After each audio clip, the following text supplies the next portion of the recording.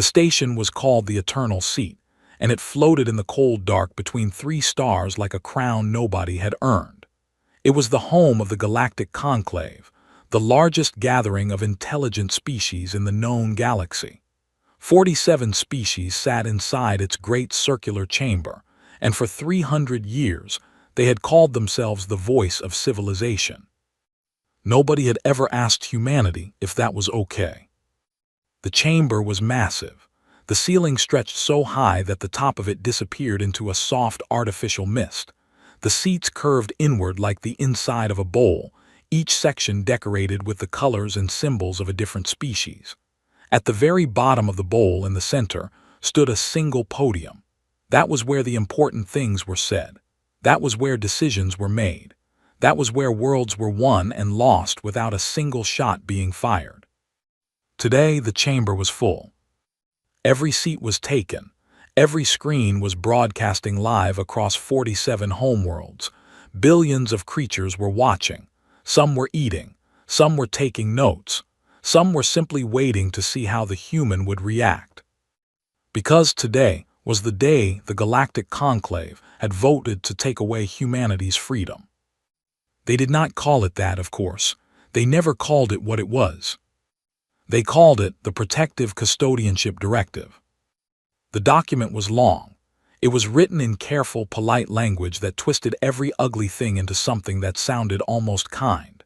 It said that humanity, as a young and emotionally unstable species, posed an unacceptable risk to galactic peace. It said that humans were too aggressive, too unpredictable, too driven by emotion and impulse to be trusted with military power, diplomatic authority, or territorial independence. It said that the Conclave, out of deep and genuine concern for the safety of all species, including humans, had decided to place Earth and all human-controlled space under the supervision of a group of appointed Conclave members. In simple words, humans would no longer make their own decisions. They would have a babysitter, several babysitters with guns. The vote had passed 4 days ago, 91% in favor. Only a handful of smaller species had voted against it, and most of those had done so quietly, afraid of what the majority might think. Now, the Conclave had summoned humanity's representative to the chamber so the decision could be formally announced and recorded. It was a ceremony, really. The decision was already made. They just needed a human in the room to make it official. They expected tears, maybe, or anger which would only prove their point, or perhaps a long, desperate speech that everyone would ignore. That was how these things usually went. They did not expect Commander Sira Voss. She walked into the chamber alone. No assistants, no guards, no diplomatic team walking behind her in neat uniforms carrying briefcases. Just her. One woman in a plain gray uniform with no medals, no rank pins, no decorations of any kind. She was of average height, with short dark hair and brown skin, and she walked like someone who had all the time in the world and no interest in wasting it. The murmur that ran through the chamber was immediate. Delegates leaned toward each other. Translators whispered into earpieces. Several species who communicated through color flushed through 3 or 4 shades in a single second. The Kreth ambassador, a tall, hard-shelled creature with 6 eyes and a reputation for cruelty, watched her with 4 of them, his other 2 scanning the entrance behind her as if expecting more humans to follow. None did. Sira walked to the small table assigned to the human delegation. It was placed below the curve of the chamber bowl, facing the podium, positioned in a way that made the person sitting there feel small. That was intentional. She sat down. She looked at the table. There was a glass and a small pitcher of water placed there as a formal gesture of hospitality. She picked up the pitcher and poured herself a glass. She drank slowly, looking around the room with an expression that was not angry, not afraid, and not impressed. The lead speaker of the conclave, a pale, thin creature named Vale, who belonged to a species called the Sorn, cleared his throat and began. His voice came out smooth and practiced, the way voices always sound when someone has rehearsed what they are going to say 100 times. He spoke for 11 minutes. He explained the directive. He used phrases like "for the benefit of all" and "in the interest of long-term stability," and "a temporary measure to ensure the safety of developing species." He said the word protection 14 times. He said the word dangerous only once, but he said it clearly, and he looked directly at Sierra when he said it. Sierra listened to all of it. She did not shift in her seat. She did not clench her jaw. She did not do anything that could be read as a reaction. She just listened, her hands resting flat on the table, her face calm and still. When Vale finished, he folded his hands and looked at her. There was a formal part of the ceremony where the representative of the affected species was allowed to speak. It was mostly decorative. Nobody expected it to change anything. But protocol was protocol, and the conclave prided itself on following protocol.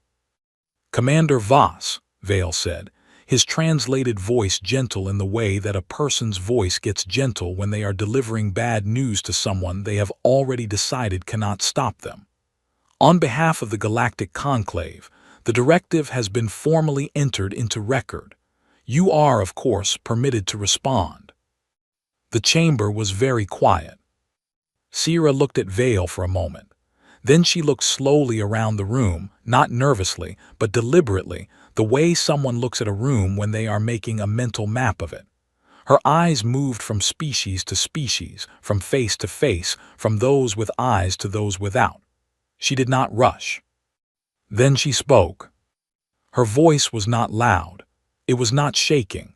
It was level and clear, and because of the chamber's design, it reached every corner perfectly. "Protection," she said. She paused. "You said protection." Another pause. She picked up her glass and took one more slow sip of water. "From who, exactly?" The question landed in the silence like a stone dropped into still water. It sent rings outward in every direction. It was such a simple question, 3 words, and yet something about the way she said them, not with panic, not with outrage, but with what could only be described as genuine, quiet curiosity, made the chamber feel different. Smaller somehow, like the ceiling had dropped a few meters without anyone noticing. Vale blinked his 4 horizontal eyelids in sequence, which was his species' version of being caught off guard. "The directive exists too," he began. "I heard the directive," Sierra said, not rudely, not harshly, just factually. "I'm asking a different question." She set her glass down carefully and looked at him. "Who are you protecting us from?" Nobody answered. Several delegates looked at each other. The Kreth ambassador's 4 watching eyes narrowed. A small creature near the back of the chamber made a sound that its species made when it was uncomfortable. Sierra did not fill the silence for them. She simply waited, her hands still flat on the table, her expression still calm, giving the entire galactic conclave, 91% of whom had just voted to take away her species' freedom, the opportunity to answer a 3-word question. They couldn't, because the truth was sitting right there in the middle of the room, and everyone in that chamber could feel it, even if none of them were willing to say it out loud. They were not afraid of what might hurt humanity. They were afraid of humanity itself. And Sierra Voss, alone, unarmed, wearing a plain gray uniform with no rank pins, had just made them feel that fear in a completely new direction. She poured herself another glass of water and waited for someone to speak. Nobody did. So she smiled, very slightly, just at the corner of her mouth. "I'd like my 30 minutes, she said. "I have some things I'd like to show everyone." The 30 minutes were granted. Protocol required it, and the conclave followed protocol, even when they did not want to, especially in front of cameras broadcasting to 47 worlds. Vale gave a short nod, his pale fingers tapping once on the podium, and the floor was hers. Sierra stood up from the small human table. She did not walk to the central podium. Instead, she stayed where she was and pressed 2 fingers against the side of her wrist. A small device, no bigger than a coin, activated inside the sleeve of her uniform. In the center of the chamber, between her table and the podium, a wide holographic display shimmered into existence. Delegates leaned forward. A few leaned back. The Kreth ambassador did neither. He simply stared. "I'm going to use the conclave's own archives," Sira said. "Everything I show you today is already in your records. I didn't bring anything from outside this station. You stored all of this yourselves." She said it pleasantly, as though that was a small and unimportant detail. In reality, it was the sharpest thing she could have said.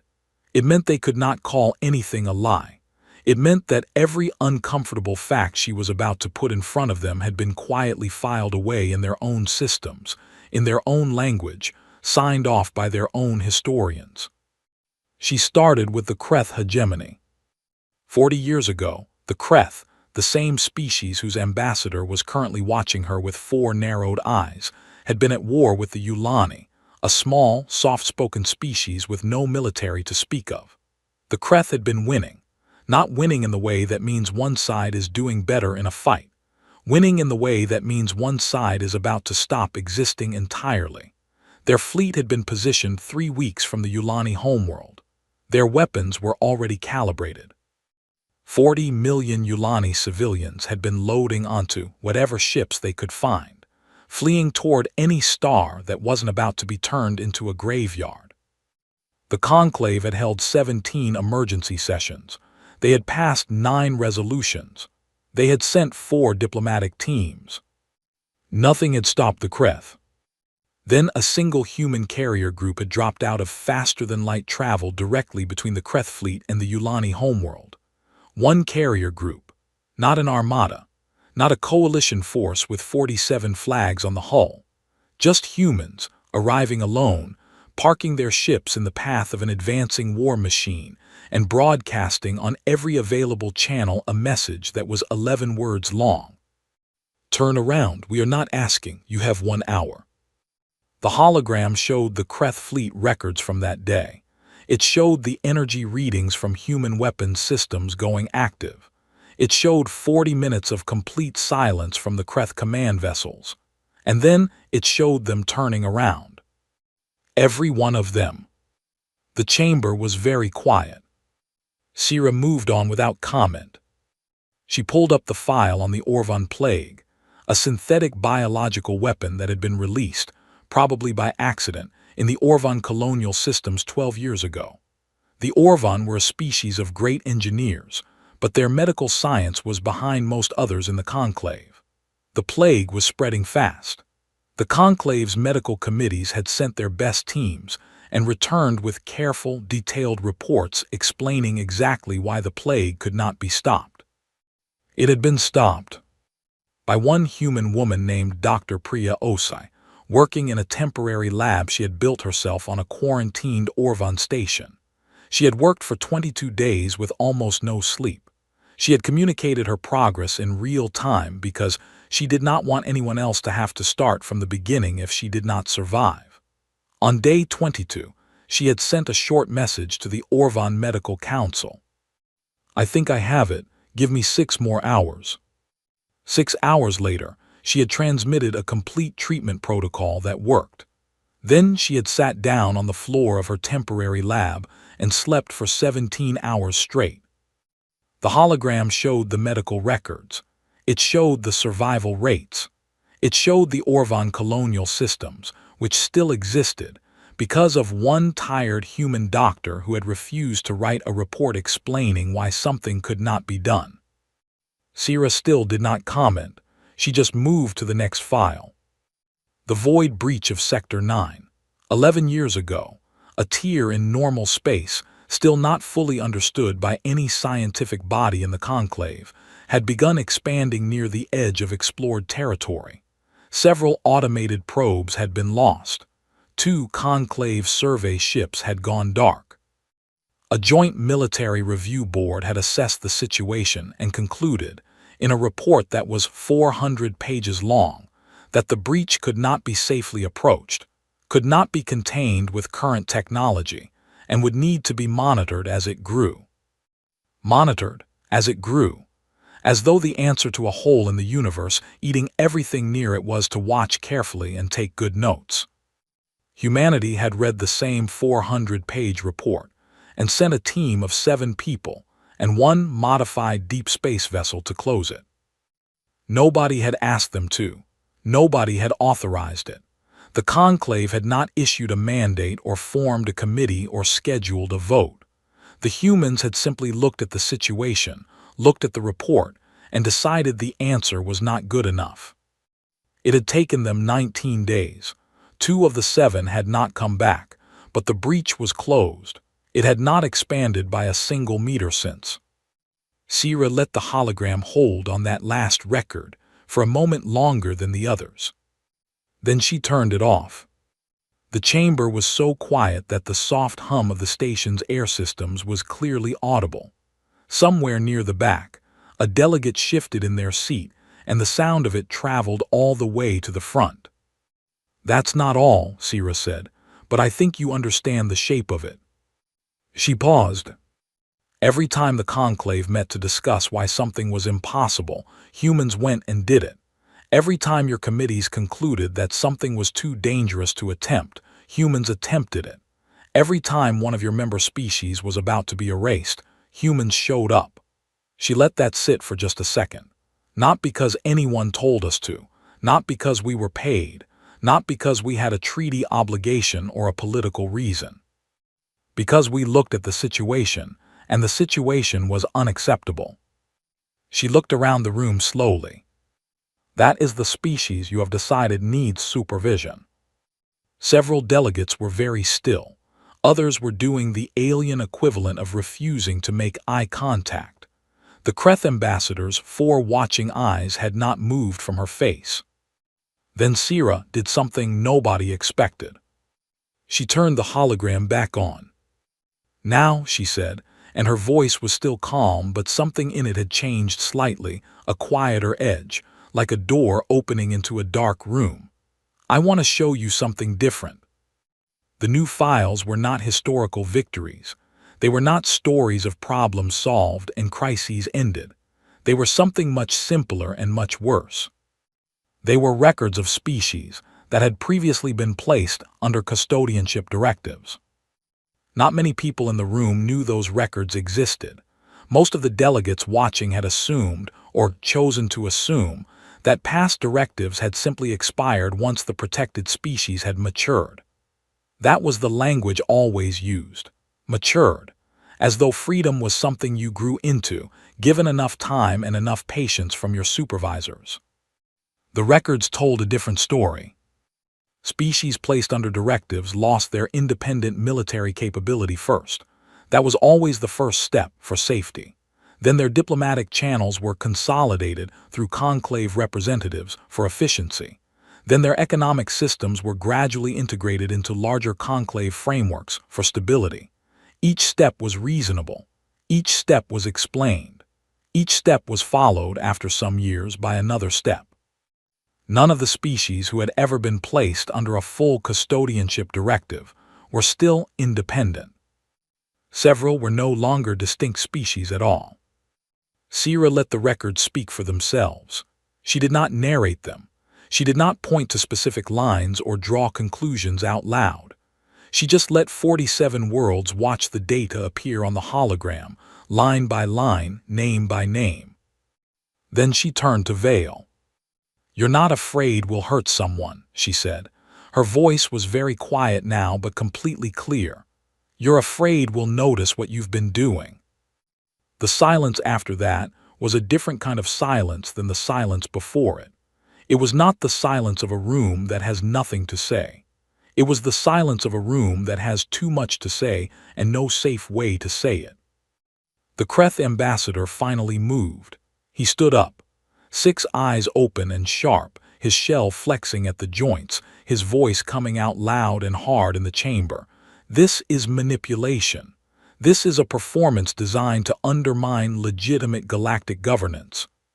Sierra looked at him.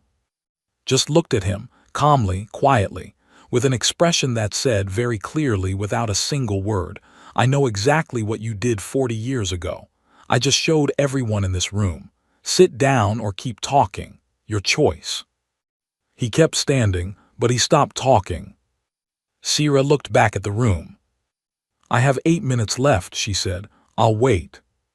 48 hours before Sierra Voss walked into the eternal seat, she had been sitting alone in a small room on a cargo transport, eating a cold meal and reading files she had already memorized.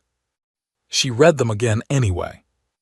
There was a habit she had developed over years of work in difficult places, the habit of going back to the beginning when you were close to the end.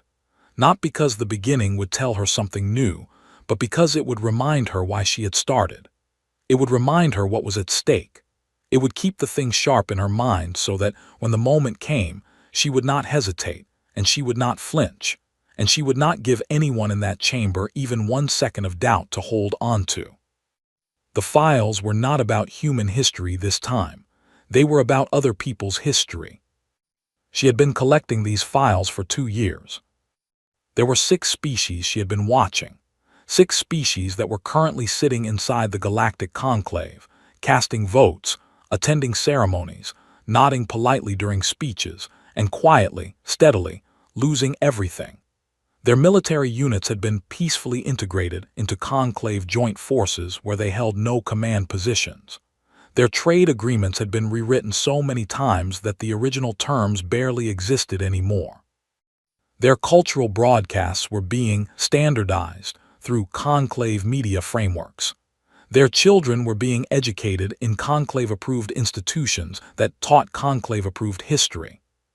They were being hollowed out, slowly, carefully, in ways that looked from the outside like inclusion. Sierra had not gone to these species as a human commander representing Earth. She had not gone with offers of protection or promises of military backup. She had gone quietly, without any official title, and she had sat across from their representatives in private rooms on neutral stations and said something very simple. "I know what's happening to you. I know you can see it. And I know you're scared to say anything because the moment you push back, they'll call it instability and tighten the grip. So I'm not asking you to push back. I'm asking you to stand up at a specific moment in a specific room at a specific time. Just stand. That's all." Some of them had needed 3 conversations before they agreed. One of them had walked out of the first meeting entirely and come back 6 weeks later. One had cried, or done the equivalent of crying in their species biology, and then agreed. All 6 had said yes. She had not told them what she planned to show in the chamber. She had not told them everything she knew or everything she intended to say. She had only told them the truth, that their standing up would mean something real, and that she would not let it mean nothing. On that same transport, 48 hours out, 3 human ships were doing something much quieter. They were parking. 3 stealth frigates, the best the human military had built in the last decade, designed to be almost completely invisible to conventional sensor arrays, had moved into position in the outer dark beyond the eternal seat. Not close enough to appear on any scan, not armed in any aggressive configuration. Just there. 3 ships, running cold, sitting in the black between the stars like held breath. They had no orders to fire. They had no orders to advance. Their job was simply to exist in that location and to let Sierra know through a passive signal every 6 hours that they were still there. A message written in potential energy, present but unspoken. Because that was sometimes enough. Back in the chamber, Sierra's 8 remaining minutes had passed without anyone filling them. Nobody had answered her. Nobody had addressed the data still glowing in the hologram. Vale had tried twice to redirect the session back to formal proceedings, and both times the words had come out a little less steady than they were meant to. The Kreth ambassador had sat back down. Several delegates had begun quiet conversations in their own sections, which was technically against the rules of the floor, but which Vale did not have the energy to stop. When her time was officially up, Sierra sat back down at the human table. She was quiet for a moment, She looked at her hands. Then she looked up at the chamber, at all of them, the full curve of 47 species watching her or watching their screens or pretending to look elsewhere while still watching her. She pressed her wrist. Not the hologram this time. A different signal. A passive burst on a very specific frequency, encrypted in a code that only 6 people in the room would recognize. The response was almost immediate. In the Yulani section, a small, quiet delegate named Sari, who had represented her people for 11 years and had spent most of those years learning to make herself look smaller than she was, stood up. In the Orvan section, first speaker Dale rose slowly from his seat, his 4 arms folding into a posture his species only used for formal declarations. In the Tharvan section, 2 delegates stood together. In the Mizari section, 1. In the Kalith and Vorn sections, the 2 smallest species in the room, the ones who had been the quietest for the longest time, every single delegate stood up at once, which was only 6 people combined but felt like considerably more. 6 species, 12 individuals total, all standing, all at the same moment, all in silence. The effect was immediate and complete. The chamber did not go quiet, it had already been quiet. It went still, which is different. Still in the way that everything stops moving and everyone stops breathing and the air in the room seems to become something solid. Vale's mouth opened, nothing came out. Several senior conclave delegates began speaking at once, loudly, overlapping each other. The Kreth ambassador was back on his feet. 2 of the larger species' diplomatic aides were physically moving toward the floor's communication panels. The noise built fast and sharp, delegates calling across the chamber to each other, screens flickering as broadcast moderators tried to figure out what they were allowed to show. Sira sat still through all of it. She let it go for exactly 10 seconds. She counted them in her head the way she had learned to count in situations where time mattered and panic was a luxury she could not afford. 10 seconds. Then she stood up and spoke. She did not raise her voice. She did not need to. The chamber's acoustics were too good, and something in the quality of her stillness made people stop to listen in the same way that a person speaking very quietly in a loud room draws more attention than a person shouting. "I didn't come here to beg for our freedom," she said. The noise dropped.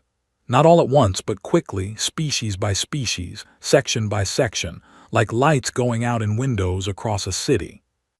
"I came here to offer yours." Complete silence. She did not look at Vale.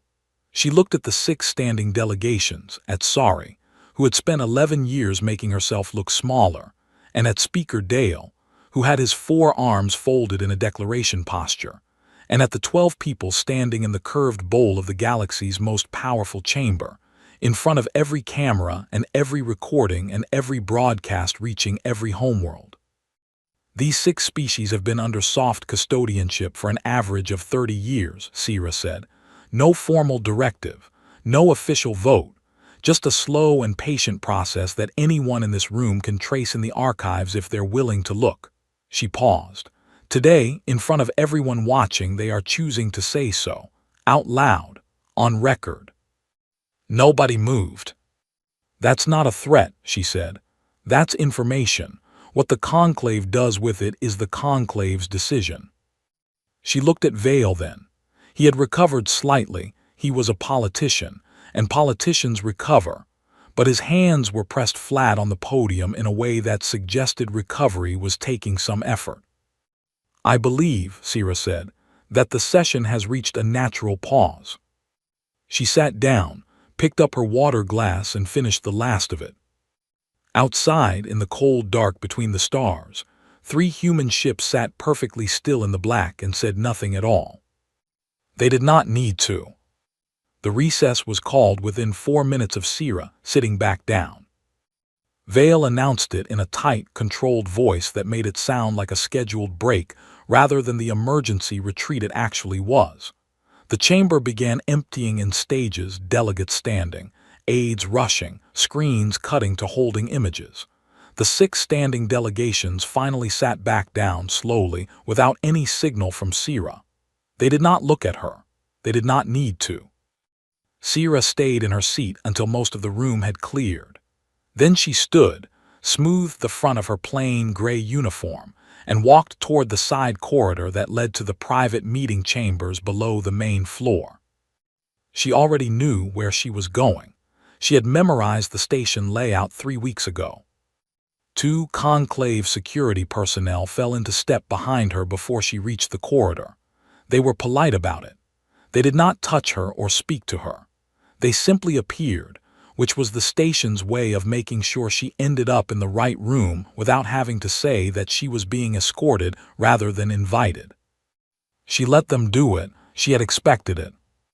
The private chamber was smaller than she had imagined when reading the schematics, and the lighting was different from the main hall, softer, more intimate, designed for conversations that were not meant to be recorded. There was a round table with 6 chairs. 3 of those chairs were already occupied by the time she arrived. The conclave triad. They were the 3 senior administrative figures who sat at the top of the conclave's internal structure, not elected leaders, not representatives, but something older and quieter. Administrators. They managed procedure, controlled the archive systems, coordinated between species on matters too sensitive or too slow-moving to go through official votes. They had been in their positions for a combined total of over 300 years, which was possible because 2 of them belonged to species with very long lifespans. The eldest was called Marath. He belonged to a species that aged slowly and thought even more slowly, which in practice meant that he was extremely good at waiting and extremely patient with outcomes. He had a long face, 4 long-fingered hands folded on the table, and eyes that were a deep, steady amber color. The second was Tiv, a small, quick creature who handled most of the conclave's communication systems, who was said to have read every piece of official correspondence sent through the station in the past 80 years. Whether that was true or not, something in the way Tiv watched people suggested they were always processing more than they showed. The third was Counselor Hask, from the same species as the Kreth ambassador, which was not an accident. Hask was older than the ambassador, softer in manner, and infinitely more dangerous because of it. Sira sat down. She looked at each of them once and then settled her attention on Marath, who was clearly the one in the room who would be doing the most talking.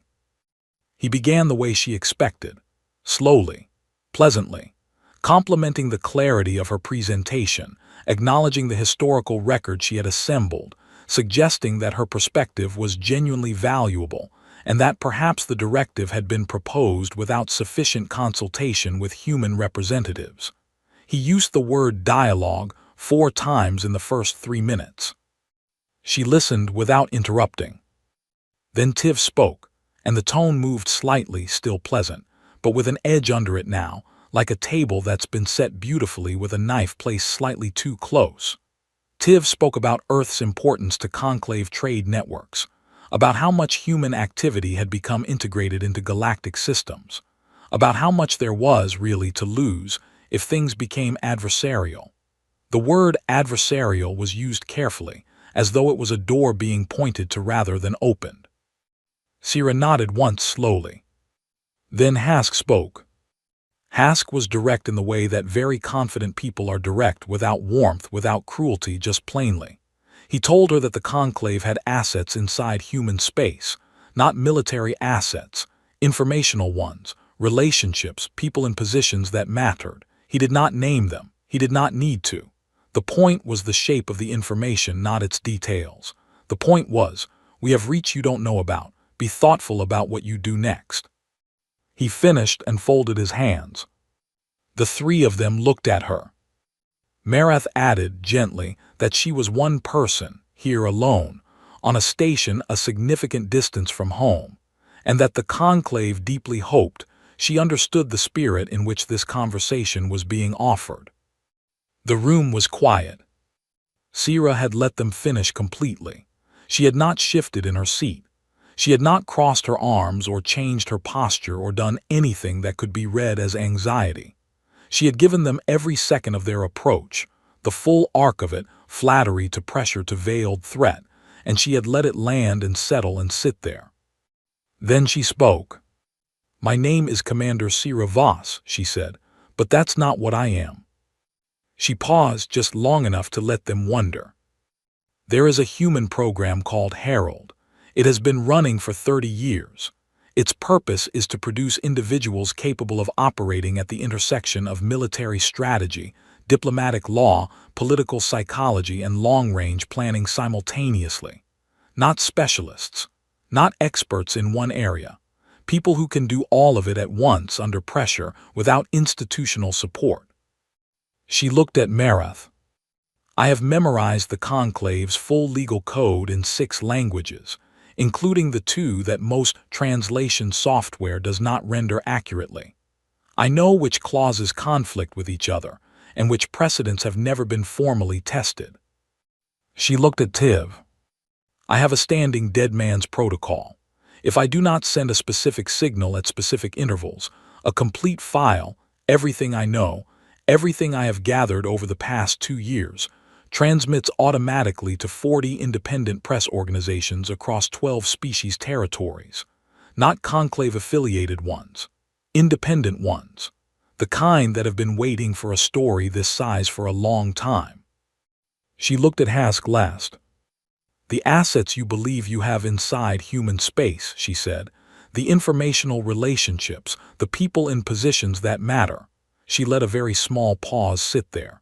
"They were identified and quietly moved 18 days ago, not arrested, not harmed, just no longer in positions that matter."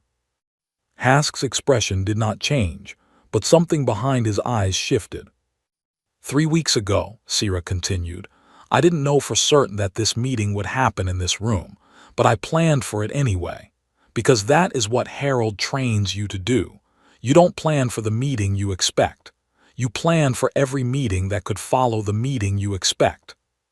She sat forward slightly and put her hands flat on the table. "You asked me to be thoughtful about what I do next," she said. "I want you to understand that what I have done up to this moment has already been the thoughtful option. Every step you have seen today is the careful version." She let that sentence stand for a second. "The less careful version existed. I chose not to use it." Marath's amber eyes had not moved from her face. The room was very still. "I'm not here to destroy the Conclave," Sira said, and she meant it. Her voice was flat and factual, not dramatic. "I'm not here to expose anyone or end anyone's career or start a war. I don't want any of those things. They are expensive and slow, and they hurt people who don't deserve to be hurt." She sat back.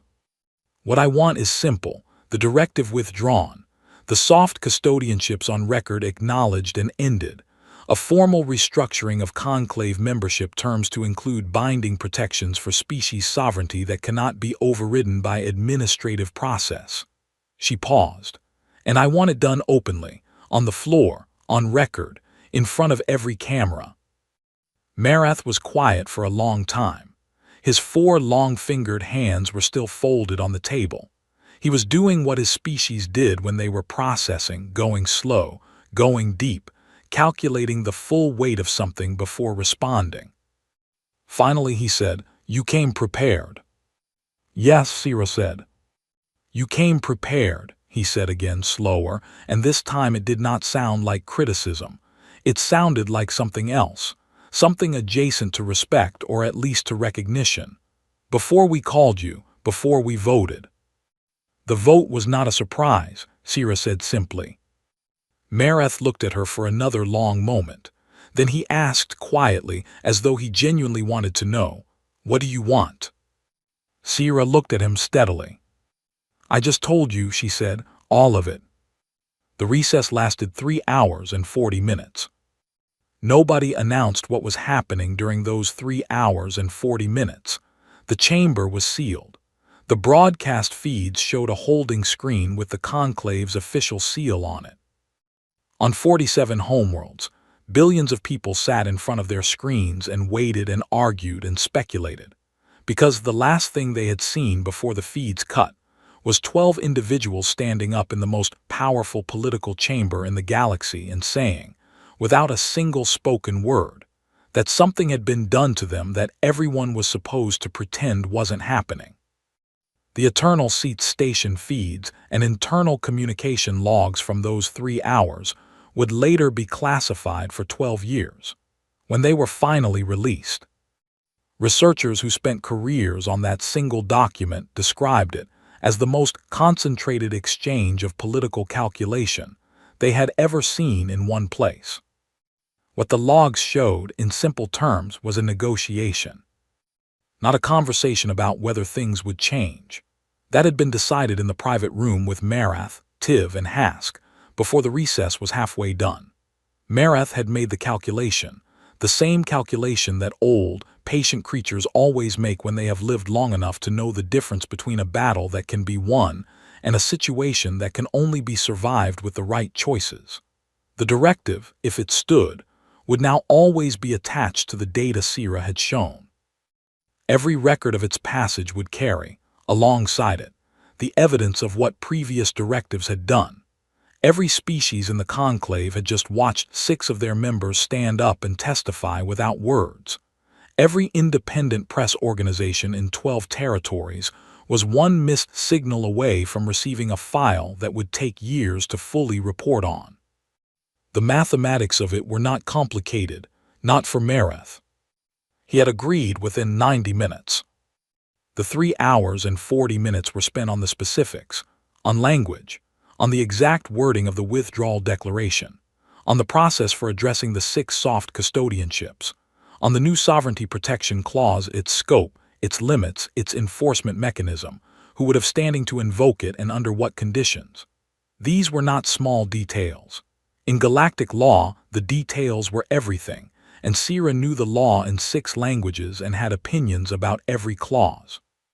Tiv, who had read every piece of correspondence on the station for 80 years, later said privately that in 30 years of working in conclave administration, she had never seen anyone negotiate the way Sira Voss negotiated.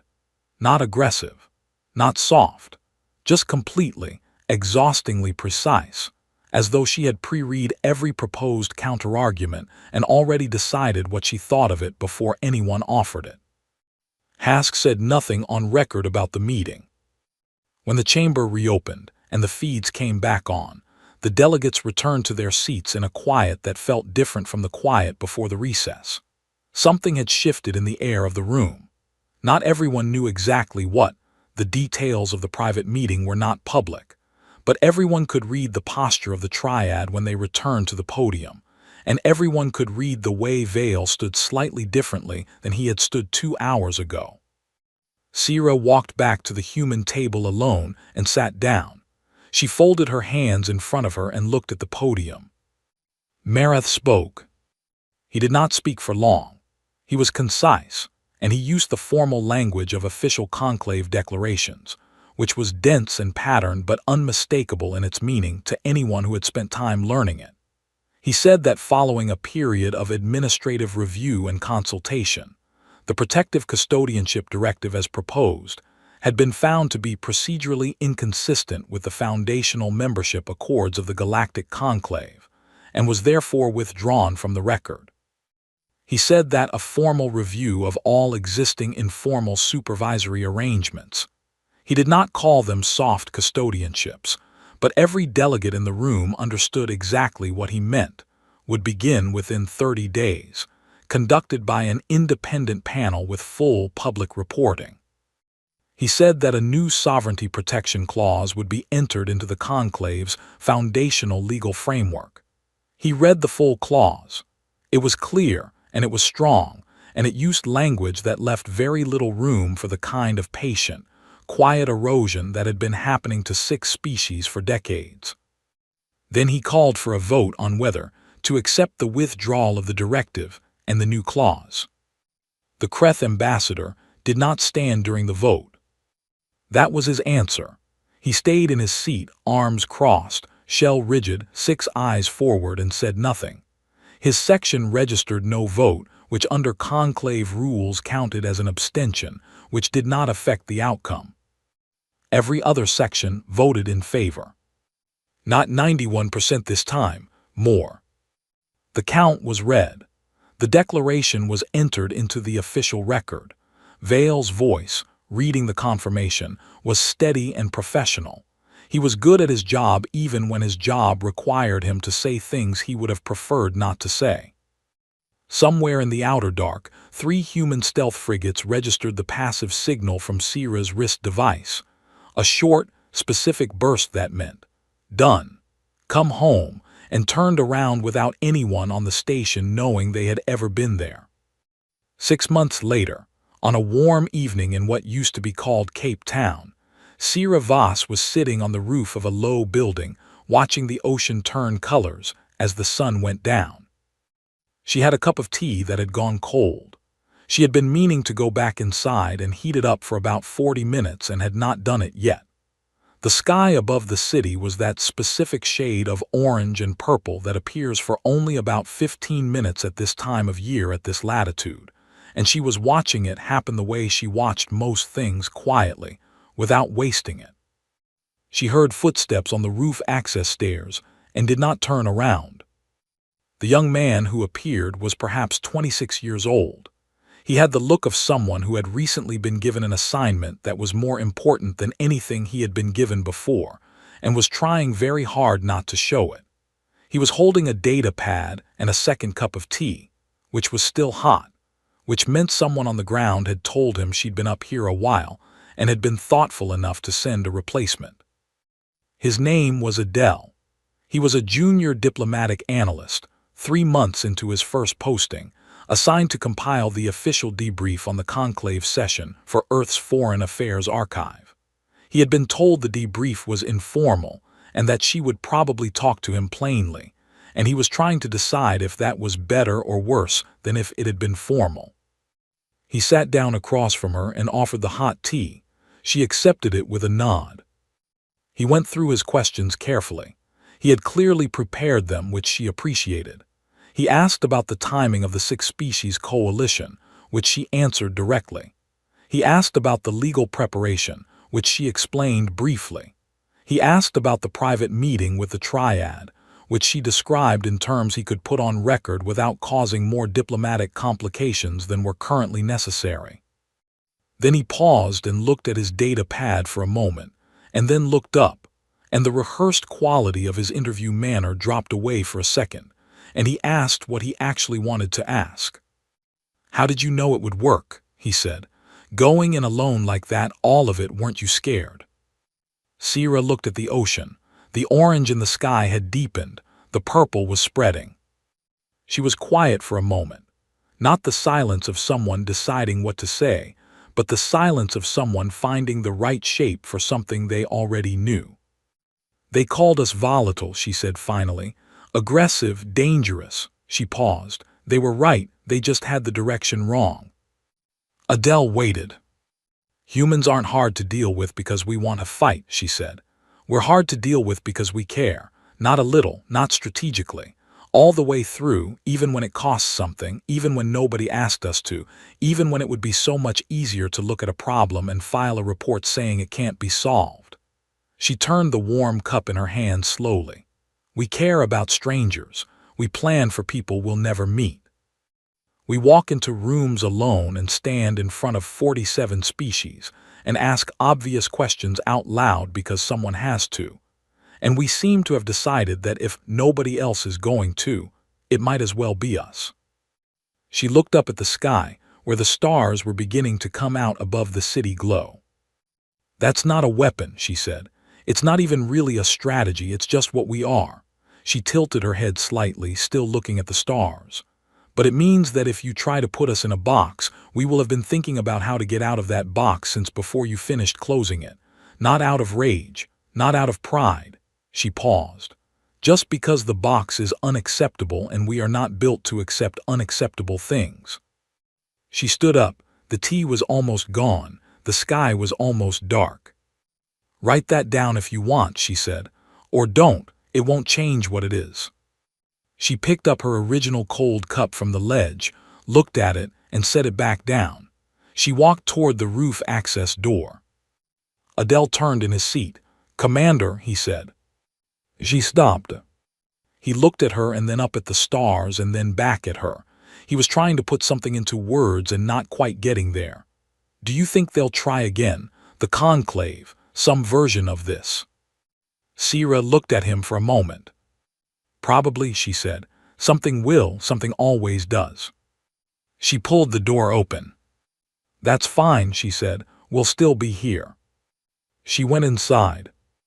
Adele sat on the roof alone for a while, his fresh tea going slowly cold, looking up at the sky that was now fully dark and full of stars. Each one a system, each system a story, each story containing, somewhere in it, the specific and unshakable fact that humanity had looked at the largest political body in the known galaxy, found it wanting, and quietly, patiently, without firing a single shot, made it better. Not because anyone had asked them to. Not because they had been given permission. Simply because it was unacceptable, and they were not built to accept unacceptable things. And